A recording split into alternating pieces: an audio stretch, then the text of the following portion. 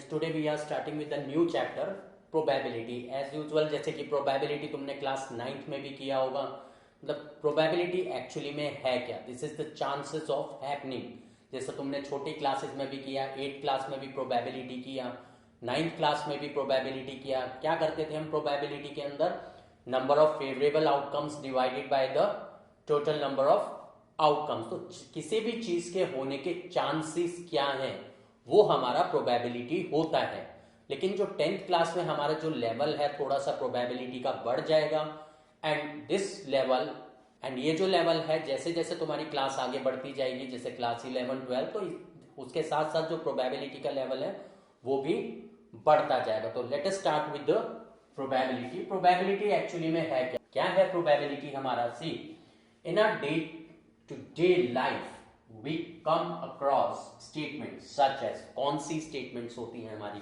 C, it may rain today। हम बात करते हैं क्या भाई, आज बारिश हो सकती है। आज बारिश हो सकती है, इसका मतलब हो भी सकती है और नहीं भी हो सकती।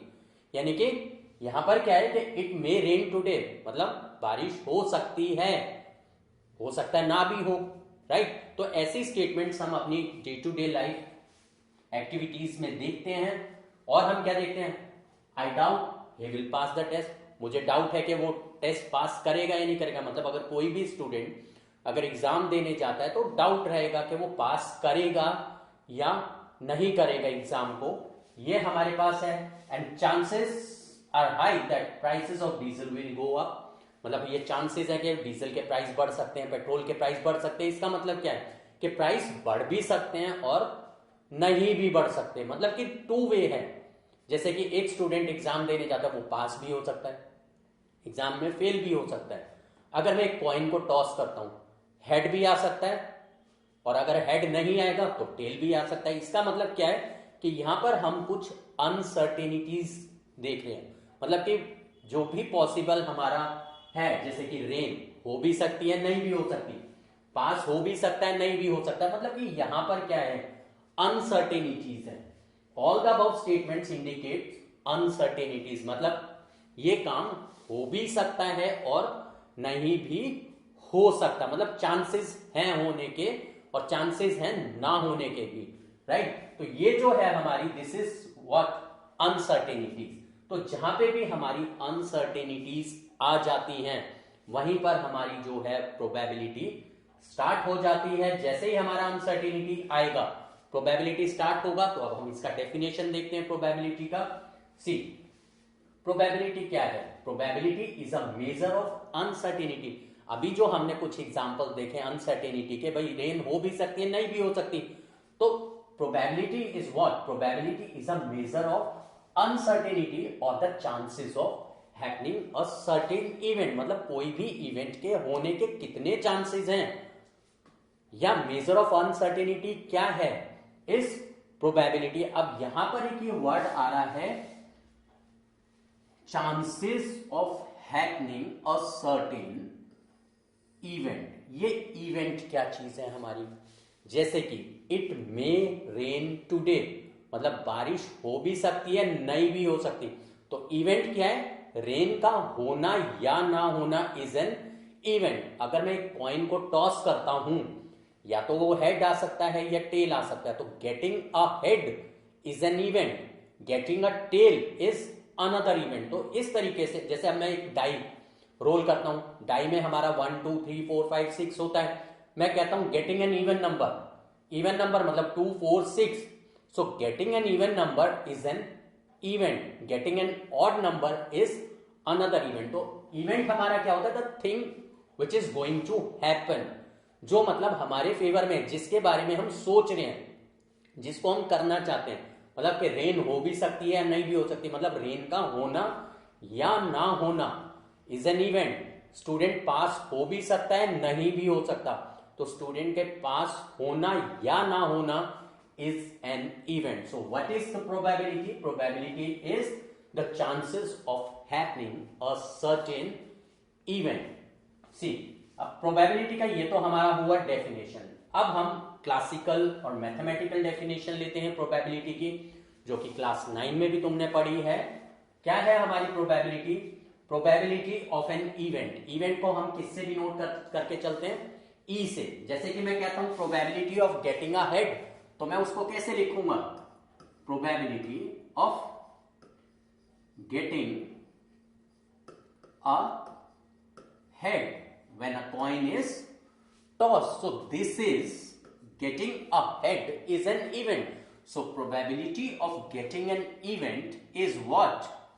Number of favorable outcomes to E divided by the number of all possible outcomes. All possible outcomes, जैसे कि if I throw a coin, मैं एक कॉइन को टॉस करता हूं, मैंने थ्रो किया, मैंने कॉइन को टॉस किया, या तो हेड अपीयर होगा या टेल अपीयर होगा, मतलब इसके अलावा तो कुछ नहीं हो सकता, या तो हेड आएगा या टेल आएगा, उसके अलावा तो कुछ भी नहीं हो सकता, राइट। एंड यहां पर जो हम कॉइन की बात करें, this is a fair coin, unbiased coins, मतलब कि एक साइड पर हेड है और एक साइड पर टेल है। ऐसा नहीं है, फेयर कॉइन मीन्स दोनों साइड पर टेल नहीं हो सकता और दोनों साइड पर हेड नहीं हो सकता, यानी one side head one side tail. So if I toss a coin I get head और टेल, इसके अलावा मुझे कुछ भी नहीं मिलेगा, राइट। तो ये मेरे क्या हो जाएंगे, these are the total possible outcome. जो मेरे टोटल पॉसिबल आउटकम्स है वो क्या है, हेड और tail. And number of favourable outcomes, यानी जो मेरे फेवर में है। जैसे कि मैं कहता हूं कि when a coin is tossed, what is the probability of getting a head, मतलब मेरे को हेड चाहिए, मुझे हेड चाहिए, यानी हेड मेरे फेवर में है। तो हेड मेरे अगर फेवर में है तो मेरा फेवरेबल आउटकम क्या होगा, मेरा जो फेवरेबल आउटकम होगा यहां पर वो क्या होगा, ओनली हेड। तो number of favourable outcomes to E means to that event, यानी number of favourable outcomes to that event. जैसे कि मैं यहां पर कहता हूं probability of getting a head क्या होगा, number of favourable outcomes to my event is 1, क्योंकि हेड आने का एक ही चांस है, मतलब एक आउटकम है, is 1 upon number of all possible outcomes मेरे कितने, 2, यानी 1 upon 2। So when a coin is tossed, probability of getting a head is 1/2। तो probability of an event is the number of favourable outcomes to ई divided by number of all possible outcomes. तो ये होता है हमारा probability का proper definition कह लो या फॉर्मूला कह दो, जो हम अप्लाई करके चलते हैं। अब हमारी कुछ टर्म्स आती हैं प्रोबेबिलिटी के अंदर जो कि काफी इंपॉर्टेंट टर्म्स हैं। जैसे कि हम यहां बात करते हैं रैंडम एक्सपेरिमेंट और ट्रायल। रैंडम एक्सपेरिमेंट और ट्रायल हमारा क्या है, काफी इंपॉर्टेंट कंसेप्ट है। जैसे कि अब अगर हम फिजिक्स केमिस्ट्री में अगर हम कोई एक्सपेरिमेंट करते हैं and under the same condition मतलब same temperature, pressure, whatever, with a condition, under the same condition the experiments will give us the same result। हमें हमेशा सेम रिजल्ट ही मिलेगा जो हम फिजिक्स केमिस्ट्री में एक्सपेरिमेंट्स करते हैं, राइट। तो यहां पर जो हमारा रैंडम एक्सपेरिमेंट है और ट्रायल है, रैंडम एक्सपेरिमेंट को हम ट्रायल भी कहते हैं, क्या है and how is it different from the experiments in physics and the chemistry और इन बायो, यू कैन से, मतलब other experiments. So in physics and chemistry, we perform experiments, and in each case, result is the same. Result is the same when repeated under identical condition. यानी अगर identical conditions में अगर हम experiment को repeat करते हैं, we'll get the same result. जैसे कि अगर मैं हाइड्रोजन एंड ऑक्सीजन को कंबाइन करूंगा तो मुझे क्या मिलेगा, वाटर ही मिलेगा, मुझे कुछ और चीज नहीं मिल सकती। When 2 atoms of hydrogen and 1 of oxygen are combined together, I'll get a molecule of water, मुझे कोई और मॉलिक्यूल नहीं मिलेगा। इसका मतलब क्या हुआ कि जो फिजिक्स एंड केमिस्ट्री में जो हम एक्सपेरिमेंट परफॉर्म करते हैं उनमें हमें सेम रिजल्ट मिलता है हमेशा।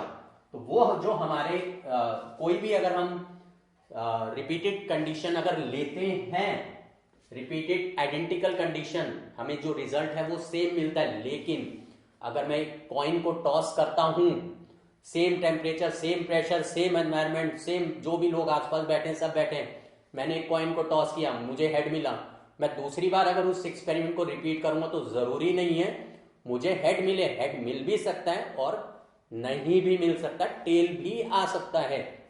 इसका मतलब अंडर आइडेंटिकल कंडीशंस मुझे जो मेरे एक्सपेरिमेंट का रिजल्ट है वो सेम अगर नहीं मिलता, वो होता है हमारा random experiment.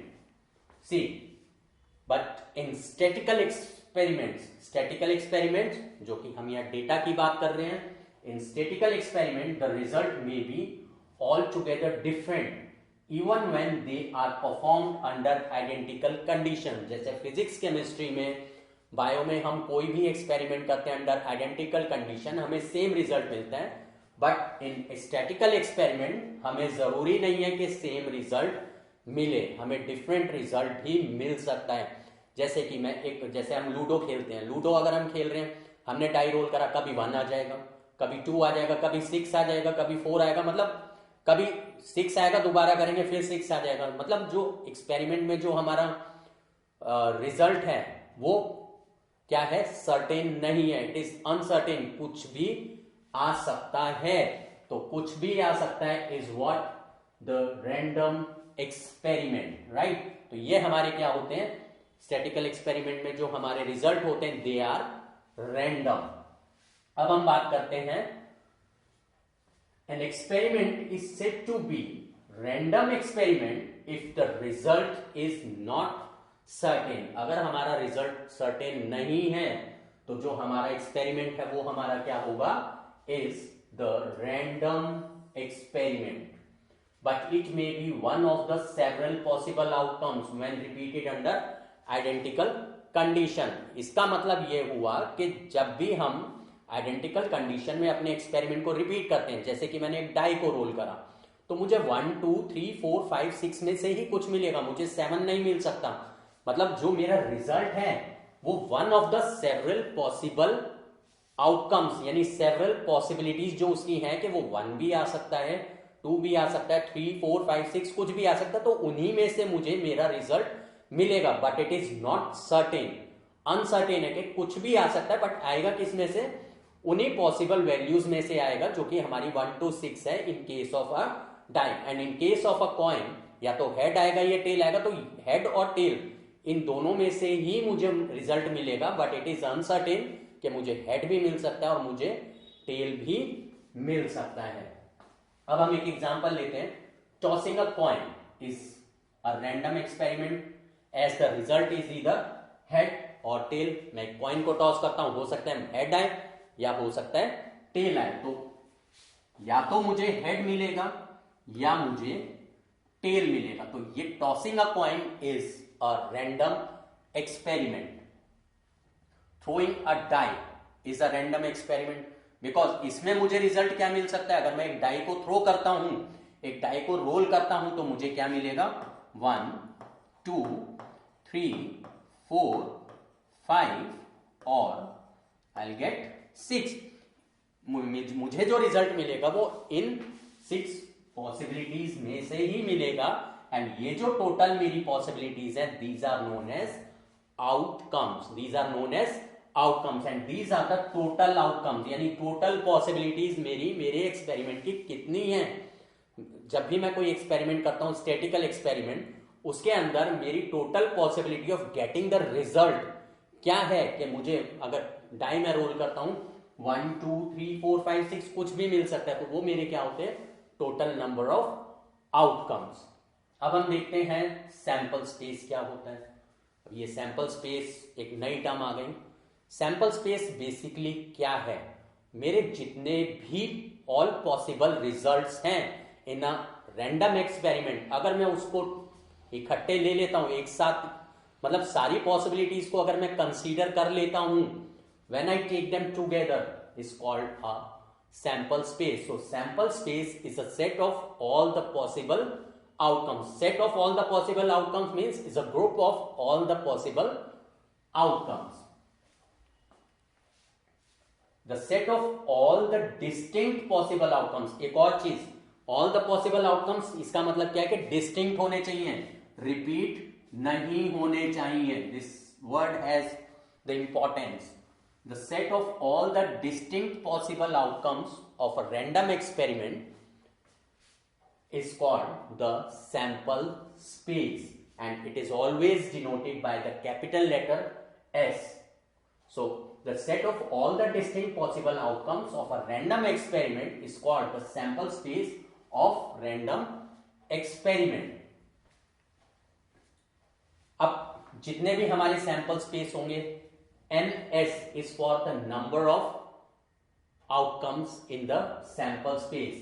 NS denotes the number of elements. Number of outcomes यानी number of elements. Each outcome is called an element of that sample space. जैसे कि अगर मैं लिखता हूं when a coin is tossed, I'll get head or tail. If I group them together, this is what the sample space, and number of elements of the sample space is हमारे ये जो head और tail, इसको हम individual outcome भी बोलते हैं. These are the outcomes, possible outcomes, और we can say these are the elements of the sample space. तो यहां पर मेरे टोटल कितने एलिमेंट्स हैं?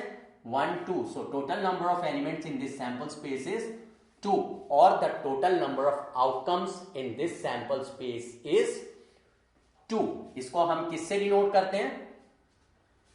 NS, number of elements in the sample space, or the total number of outcomes in the sample space. Each outcome of the sample space is called a sample point. जैसे कि यहां पर getting a head, अगर मैं head की बात करता हूं, getting a head is a sample point. Getting a head is a sample point. For example, अब हम कुछ एग्जाम्पल्स लेकर चलते हैं इसके सैंपल स्पेस एंड इस सैंपल पॉइंट्स के. In case of tossing a coin, I इधर गेट हेड और टेल. जैसे कि मैंने यहां पर बताया, आई गेट इधर हेड और टेल. सो यहां पर number of elements of the sample space is what? 2. यहां पर मैंने बताया था, पहले ही बता दिया. Number of elements of the sample space और the total number of outcomes in this sample space is 2. Next हम देखते हैं यहां पर जो हमारा सेकेंड एग्जांपल है. In case of tossing 2 coins, when 2 coins are tossed together और a coin is tossed twice, meaning is the same. When 2 coins are tossed together और a coin is tossed twice, or a coin is tossed twice. एक coin को 2 बार toss करें या 2 coins को एक साथ toss करें, एक ही बात रहती है. यहां पर जो हमारे सैंपल स्पेस होंगे, टोटल नंबर ऑफ आउटकम्स होंगे, वो कितने होंगे? 4. 1 2 3 4. अब ये कैसे हमारे बने? सी, हम ये देखते हैं कि सबसे पहले हम अगर एक कॉइन की बात करते तो एक कॉइन में हमारे पास टोटल या तो हेड आ सकता है या टेल आ सकता है, राइट? इसका मतलब टोटल 2 पॉसिबिलिटीज आर देयर. अब मैं क्या करता हूं, मेरे पास कितने ट्रायल्स हैं? 2 ट्रायल्स हैं, यानी कि 2 कॉइन्स को मैंने टॉस करा. तो हम क्या करते हैं, नंबर ऑफ ट्रायल्स जो है वो पावर बना देते हैं. तो 2 की पावर 2 इज 4. तो यहां पर जो total number of sample space होंगे वो कितने होंगे? 4. और इनको लिखने का सबसे बढ़िया तरीका मैं बताता हूं क्या है. Total number of sample space हमारे कितने? 4, राइट? किस तरीके से इनको लिखते हैं? 4 का हाफ करेंगे. 4 का हाफ कितना हुआ? 2. हम क्या करते हैं, 2 टाइम्स हेड लिखते हैं और 2 टाइम्स टेल लिख देते हैं. ये लिख दिया. अब 2 का half 1, 1 time head, 1 time tail, 1 time head, 1 time tail. ये हमारे बन गए सैंपल स्पेस. यही है HH, HT, TH, TT. इस तरीके से हम अपना सैंपल स्पेस इजीली बना सकते हैं. देखते हैं अब यहां पर नंबर ऑफ सैंपल स्पेस और टोटल नंबर ऑफ आउटकम्स हमारे कितने हैं?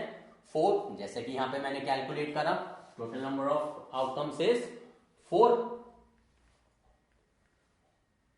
2 raised to power 2 because एक कॉइन की पॉसिबिलिटी कितनी है 2 एंड नंबर ऑफ कॉइन्स हमारे कितने 2 यानी 2 raise to power the number of coins is equal to 4 right. तो total number of outcomes in this sample space is 4. In case of tossing 3 coins, अगर हम 3 coins को toss करते हैं, 3 coins को अगर हम टॉस करेंगे, एक कॉइन की पॉसिबिलिटी हमारी कितनी है 2, कितने कॉइन्स हम लेकर चल रहे हैं 3, 2 रेज टू पावर 3 इज 8 यानी कि टोटल हमारे 8 पॉसिबल आउटकम्स इसके अंदर होंगे. एंड उन 8 पॉसिबल आउटकम्स को बनाने के लिए मैं यहां पर फिर से रिपीट करता हूं प्रोसेस. जो भी हमारे टोटल नंबर ऑफ आउटकम्स है उसका हाफ करो. हाफ करेंगे क्या आएगा, यह होगा किस केस में, कॉइन्स के केस में. 8 का हाफ इज 4.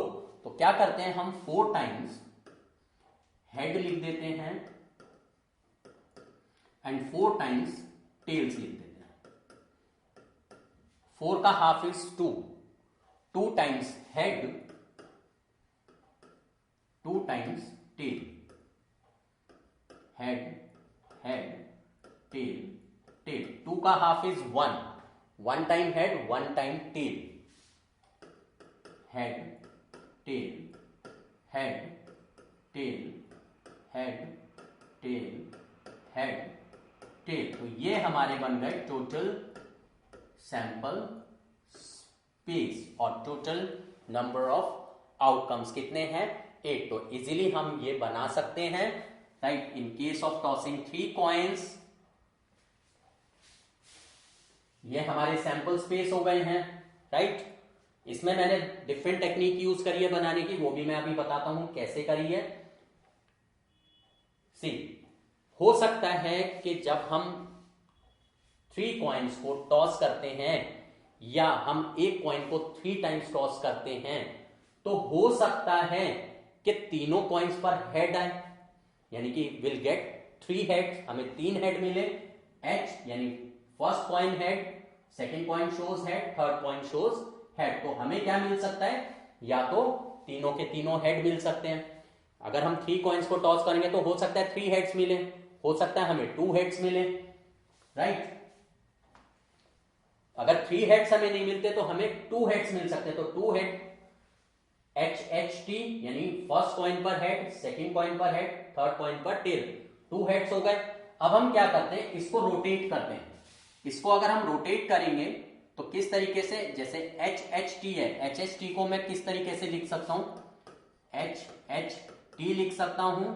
मैं इसको रोटेट करके टी एच एच लिख सकता हूं और मैं एच टी एच लिख सकता हूं. यानी फर्स्ट कॉइन सेकेंड कॉइन पर हेड, थर्ड पर टेल, फर्स्ट पर टेल, सेकेंड थर्ड पर हेड, फर्स्ट पर हेड, सेकेंड पे टेल और थर्ड कॉइन पर हेड. तो ये मेरी टोटल पॉसिबिलिटीज बनेंगी ऑफ गेटिंग 2 हेड्स.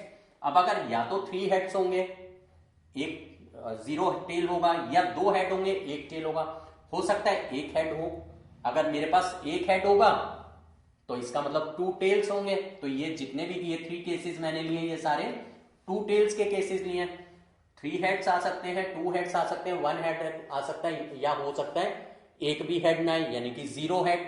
0 हेड का मतलब क्या हुआ, ऑल टेल यानी टेल टेल टेल, यानी कि तीनों कॉइन्स पर, फर्स्ट कॉइन पर भी टेल आया, सेकेंड कॉइन पर भी टेल आया और थर्ड कॉइन पर भी मेरा टेल आया. इसका मतलब कि 0 हेड. तो ये मेरी पॉसिबिलिटीज बनती हैं when a coin is tossed thrice or 3 coins are tossed together right. यहां पर जो हमारा टोटल नंबर ऑफ आउटकम्स है वो क्या बना, 2 रेज टू पावर 3 यानी एक कॉइन की पॉसिबिलिटी 2 है. नंबर ऑफ कॉइन्स हमारे कितने हैं 3, 2 रेज टू पावर 3 8, जैसा कि मैंने यहां पर अभी डिस्कस करा था. अब अगर मैं 4 कॉइन्स 5 कॉइन्स जितने मर्जी कॉइन्स लूं तो टोटल नंबर ऑफ आउटकम्स मेरे क्या बनेंगे, if k coins are tossed at a time, तो मेरे जो टोटल नंबर ऑफ आउटकम्स है वो क्या बन जाएंगे, 2 raise to power, number of trials कितने हैं यानी कि कॉइन्स कितने के, तो 2 रेज टू पावर के. यानी अगर 3 कॉइन्स है तो 2 रेज टू पावर 3,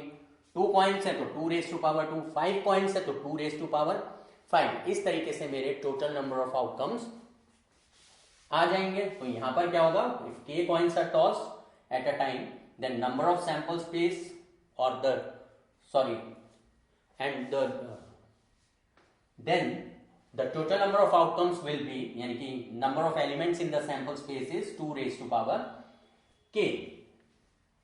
अब हम देखते हैं केस, ये तो हमारा जो केस था ये कॉइन्स का केस था। अब हम लेते हैं डाई का case.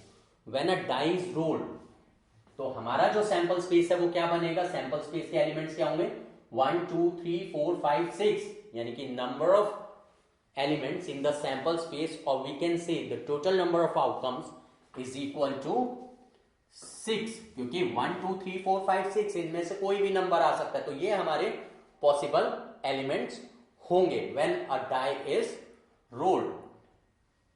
Throwing 2 dice at a time, अगर हम 2 डाइस को रोल करते हैं, when a die is rolled twice, or we can say 2 dice are rolled together.